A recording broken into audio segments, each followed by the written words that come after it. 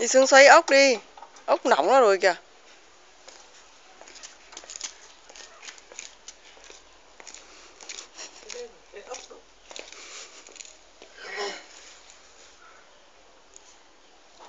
Bạn ốc khác. Bạn xong rồi bạn ốc khác. Bạn hết ốc vào.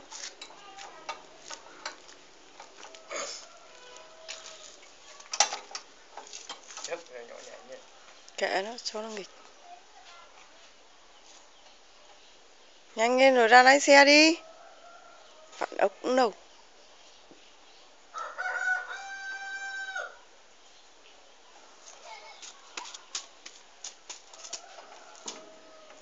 Cậy chân dài trèo gió nhé.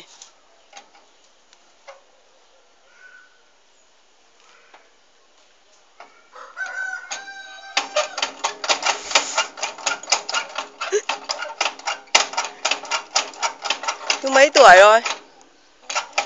Nói to lên. Mấy tuổi? 2 tuổi rưỡi á? Tú tên là gì? Bố tên là gì? Nói to lên. Và anh Dũng. Giỏi, mẹ tên là gì? Tên là Nguyễn Tiảng. Ừ, giỏi.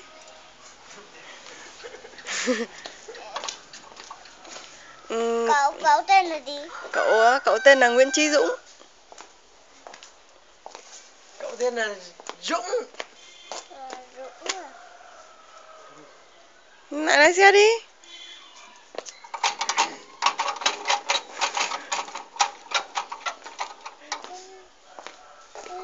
Tú có vất vả không? Hả? Thế bây giờ hát bài gì?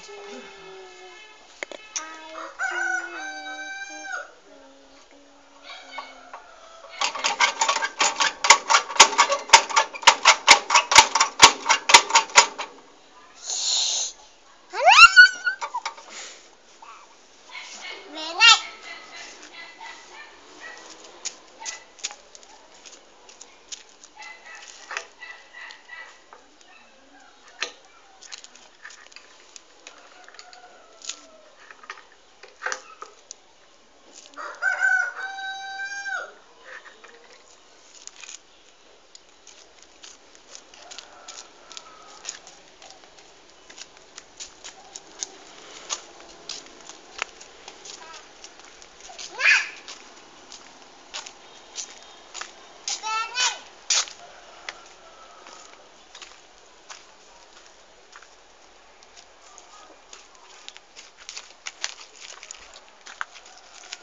Đang nãy ốc trời.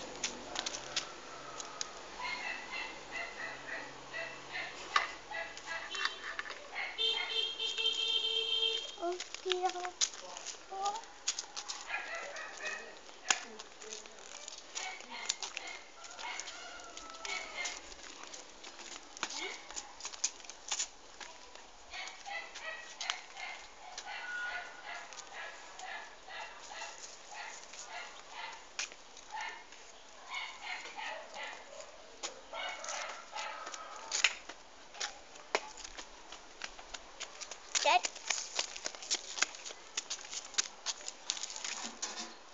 Đây là cái gì ấy?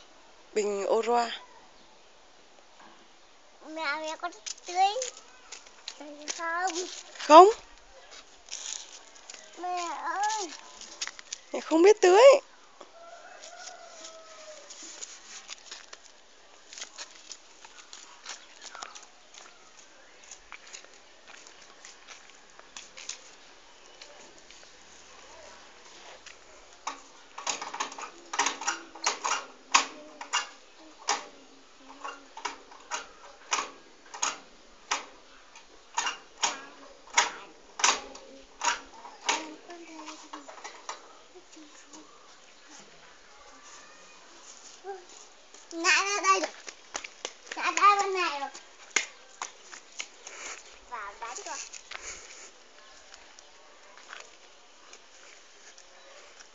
Tôi đánh chó à?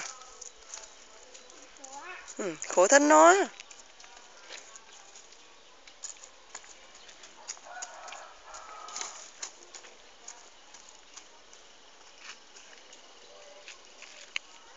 Hai con rồi. Ừ. Đủ rồi. Ừ. Đủ rồi. Đủ rồi thì ra lái mấy cày tiếp đi.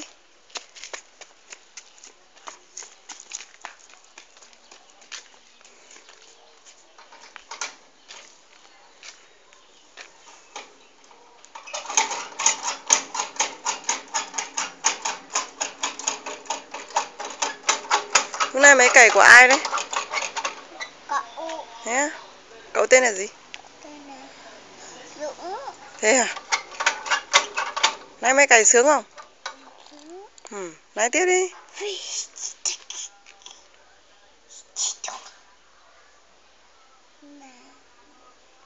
Đấy Mở qua. này. Ừ, mở. Yeah. Ừ. Phiêu. Bắt đầu đi. Ừ, bắt đầu đi. Đi. Dừng lại. Ở đó. Dừng lại đó. Rồi, đi. Nào. Đi. Đi.